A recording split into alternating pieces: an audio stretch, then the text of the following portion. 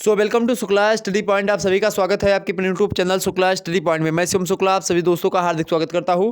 दोस्तों आज का वीडियो बहुत ज़्यादा खास होने वाला है आप लोगों के लिए। वीडियो के अंतर्गत आज हम बात करेंगे कि टॉपर लोग आखिरकार ऐसी किस विधि का प्रयोग करके कॉपी लिखते हैं जिससे के कारण से उनको नंबर अच्छे मिलते हैं, या फिर आखिरकार वो कौन कौन से तरीके होते हैं जिनके कारण से जो एग्जामिनर होते हैं वो आपकी कॉपी चेक करने पर मजबूर होते हैं और आपको अच्छे नंबर मिलते हैं। सबसे पहली बात ये होती है एग्जाम्स में कि अगर कोई व्यक्ति जो है अच्छा जो है पढ़ने में है, अब होता क्या है खास करके विश्वविद्यालय परीक्षाओं में या फिर बीए बीएससी बीकॉम इन सभी की परीक्षाओं में कि आपकी कॉपी ही एग्जामिनर पढ़ते ही नहीं है, मतलब जो कॉपी चेक करने वाले होते हैं वो सही से पढ़ते ही नहीं हैं। तो उसको पढ़ने के लिए मजबूर करना सबसे पहली बड़ी मतलब चुनौती होती है छात्र छात्राओं की, कि आखिरकार एग्जामिनर हमारी कॉपी पढ़े ताकि उसको लगे कि हमने अन्य छात्रों से अलग किया है। क्योंकि जब वैसे कॉपी सभी की लिखी रहेगी तो एग्जामिनर क्या होगा, एक व्यक्ति की पढ़ी और उसी के हिसाब से मूल्यांकन कर दिया सभी लोगों का।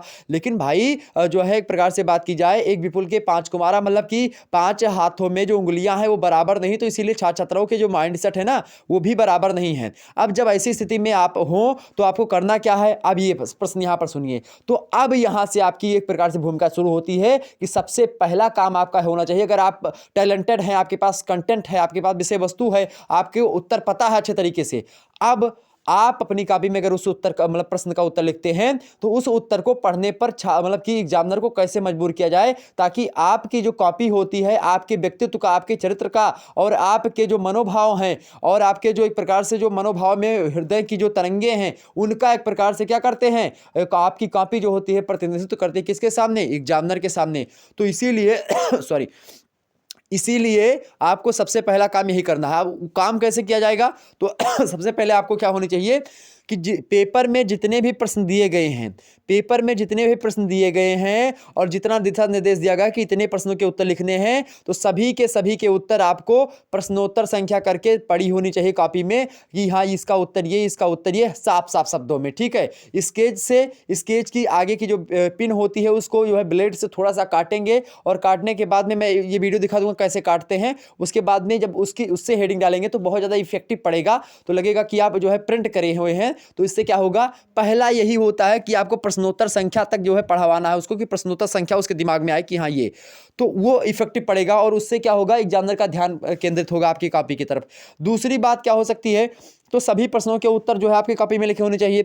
दूसरी बात यह है कि जो उत्तर के समस्त पहलू हैं, उत्तर के समस्त पहलू हैं उनकी हेडिंग प्रॉपर तरीके से पढ़ी होनी चाहिए। जैसे पूछा गया, मान लेते हैं कि समाज शास्त्र के बारे में पूछा गया कि समाज क्या होता है, आपसे प्रश्न पूछा गया कि समाज क्या है, समाज की परिभाषा को बताते हुए समाज की विशेषताओं पर प्रकाश डालिए, ऐसे प्रश्न पूछा गया। सबसे पहले आपको समाज का अर्थ हेडिंग डालना है, यहाँ पर समाज का अर्थ लिखेंगे, हेडिंग डालेंगे स्केच से। उसके बाद में क्या लिखेंगे, मीनिंग ऑफ सोशियोलॉजी अंग्रेजी में लिख दीजिएगा। उसके नीचे जो है एक लाइन छोड़ करके आप आसानी से जो है क्या बनाएंगे, डैश बना करके आप आसानी से लिखेंगे समाज के अर्थ के बारे में कि समाज का अर्थ फला फला फला है। उसके बाद में हेडिंग डालेंगे कि समाज की परिभाषा, डेफिनेशंस ऑफ समाज अर्थात डेफिनेशंस ऑफ जो है सोसाइटी। उसके बाद में आप लिखेंगे एक आध दो विद्वानों के अनुसार क्या लिखेंगे कि जो है, जैसे मैकावर पेज ने कहा कि समाज जो होता है सामाजिक संबंधों का जाल है, डबल इन्वर्टेड कामा में। जब भी आप कोई कथन लिखे, चाहे बीए में हो, बीएससी में, बीकॉम में हो या पीजी में हो, कहीं पर हो, तो एक कोटेशन, जब भी आपसे कोई परिभाषा दी जाए तो आप परिभाषाओं को, एक आध दो परिभाषाएं आपकी विद्वानों के अनुसार रटी होनी चाहिए, पता होनी चाहिए,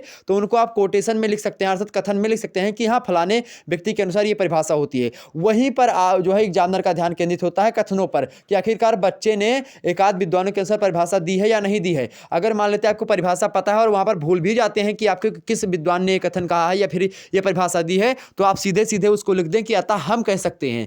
एक आध दो विद्वानों की परिभाषा लिखिए, उसके बाद में लिखेंगे अतः हम कह सकते हैं, या फिर उपयुक्त परिभाषाओं के आधार पर हमारे अंदर यह ज्ञान जो है एक प्रकार से वृद्धि होती है, फिर हमारे अंदर यह टैलेंट आता है, हमारे अंदर एक प्रकार से, या फिर जो है उपयुक्त परिभाषाओं को समझने के बाद में या पढ़ने के बाद में हमारे अंदर समझ विकसित होती है कि हम इस मुद्दे की परिभाषा इस प्रकार से लिख सकते हैं। अतः जो है हम कह सकते हैं कि ये समाज ये होता है, वो होता है, आप सामाजिक संबंधों का जाल होता है, फिर जो कुछ भी होता है समाज में ये चीज़ें पाई जाती हैं, आप विशेषताओं को उनमें परिभाषा बना करके लिख सकते हैं। ठीक, उसके बाद में विशेषताओं का एक प्रकार से पूछा गया तो विशेषताओं में आप लिख सकते हैं कि हाँ उसकी विशेषताएं तमाम सारी, और विशेषताओं को लिखेंगे या कारण लिखें। कभी आपको बता दूं, जब भी विशेषता लिखें, जब भी कारण लिखें, जब भी परिणाम लिखें, जब भी उसके समस्या के कोई निदान लिखें, तो आपको करना क्या है कि उसको पॉइंट टू पॉइंट लिखना है, हेडिंग में मतलब पॉइंट टू पॉइंट की पहली विशेषता, दूसरी विशेषता, तीसरी विशेषता।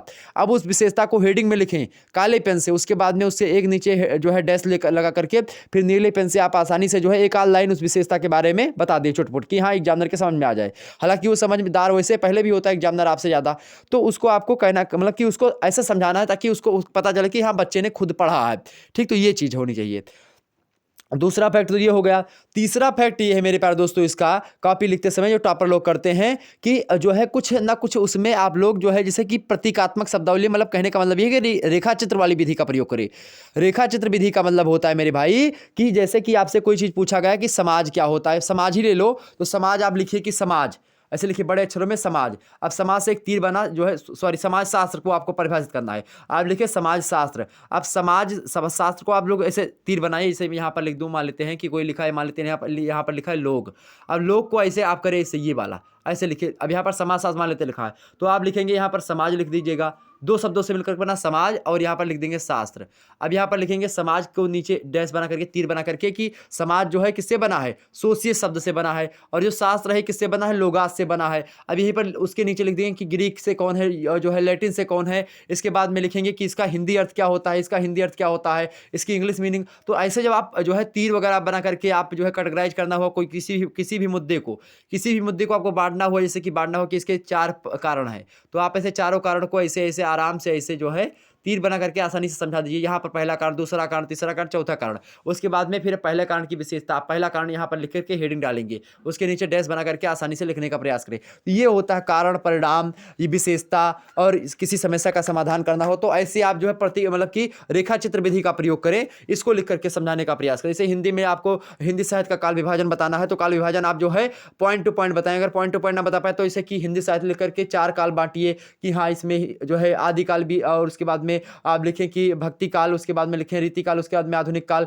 फिर इसी टाइप के जो है आदिकाल को भी आप नाथ साहित्य, सिद्ध साहित्य और रासो साहित्य, इन सभी में बांटने का प्रयास करें। भक्ति काल को आप जो है 4 धाराओं, 2 धाराओं में बांटें, निर्गुण और सगुण। उसके बाद निर्गुण में आप बांटे कि 2 धाराएं की सूफी और संत काव्य धारा, और उसके बाद में दूसरा आप बांटे क्या जो है आप बांट लीजिए राम भक्ति और कृष्ण भक्ति शाखा। इसी प्रकार से आप बांटते हो चलेंगे, मतलब कि उसको मतलब कि एक प्रकार से रेखा चित्र वाली विधि जो हम बताएं आपको, तो वही चीज का प्रयोग करते हैं जो है टॉपर लोग। तो आप लोग भी ऐसे लिखने का प्रयास करें जिसके कारण से आपको अच्छे अंक मिलेंगे। और एग्जामिनर जब देखेगा कि हाँ ये रेखा उखा बनी हुई है, तो उसका आँखियाँ तुरंत जो है उसी पर जो है बटन जैसे जल जाएगी, और जैसे जलेगी तैसे वो देख लेगा, और उसके बाद में आपको नंबर देने पर मजबूर हो जाएगा। अगर पढ़ा तो नंबर देगा, नहीं पढ़ा तो जैसे पहले व्यक्ति को दिया था उसी के हिसाब से मूल्यांकन के हिसाब से नंबर आपको मिल जाएगा। तो सबसे पहले अगर आपके अंदर टैलेंट है, आपके अंदर कंटेंट है, तो आप लोग एग्जामिनर को पढ़ने पर मजबूर करो। तो ये दूसरा पॉइंट होगा। तीसरा पॉइंट ये होता है कि उत्तर आपके स्पष्ट होने चाहिए। जैसे उत्तर एक लाइन पढ़े अगर एग्जामिनर, तो दूसरी लाइन पढ़ने पर उसको मजबूर कर दो।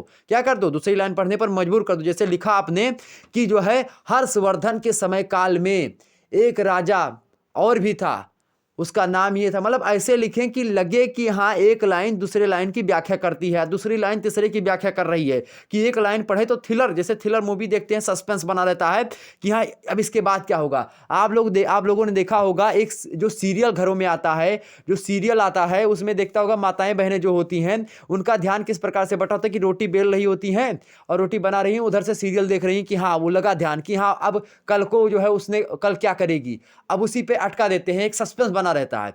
तो ऐसे आप लोग अपनी कॉपी में सस्पेंस बनाने का प्रयास करें। सस्पेंस कहने का मतलब मेरे ये है कि एक प्रकार से ऐसा उसमें जो है मक्खन दो कि उससे क्या हो, जो एग्जामिनर हो वो फिसल जाए, आपकी कॉपी पढ़ने के लिए मजबूर हो जाए। तो आपको करना क्या है, मक्खन वगैरह किसमें लगाना है, जो पहला दूसरा उत्तर हो शुरुआत का ना, उसी में लगा दो खूब मस्का। और उसके बाद में फिर आप चाहे जैसी कॉपी लिखते हो, आप बस एक आधे दो जो है पढ़ता है वो, कितना भी आप जो है मक्खन लगा लोगे, लेकिन एक आध दो प्रश्न पढ़ेगा, उसका उत्तर देखेगा, मन प्रसन्न हो गया उसका, बस जैसे ही उसको खुश कर लिया, आपको एक प्रकार से नंबर के बौछार होना प्रारंभ हो गई। उसके बाद में आपको कुछ करना ही नहीं है, और टॉप करने से कोई रोक नहीं सकता। आपको मेडल मिलेगा, गले में गोल वाला ऐसे सोने का मतलब कि जो होता है ना गोल्ड मेडल, वो पहनाया जाएगा। खुशी होकर के आप जो है खड़े हो जाएंगे स्टेज पर, और सीना फुला करके आसानी से ऐसे खड़े हो जाइएगा। तो ये होता है एक प्रकार से टॉपर का सीक्रेट। और भी तमाम सारी चीज़ें हैं, हालांकि बताते रहेंगे और भी वीडियोज़ में। तो फिर मिलते हैं नेक्स्ट वीडियो में। तो आप लोग ये जरूर करिएगा, अगर कुछ ना कर पाए तो ये आप लोग जरूर करने का प्रयास करें। जो व्यक्ति अगर आपको लगता है कि मैं टॉप कर सकता हूं, तो आप इन विधि का प्रयोग करके आप और भी अच्छे तरीके से नंबर ला सकते हैं और आप अगले टॉपर हो सकते हैं। मिलते हैं नेक्स्ट वीडियो में, तब तक के लिए जय हिंद जय भारत, धन्यवाद।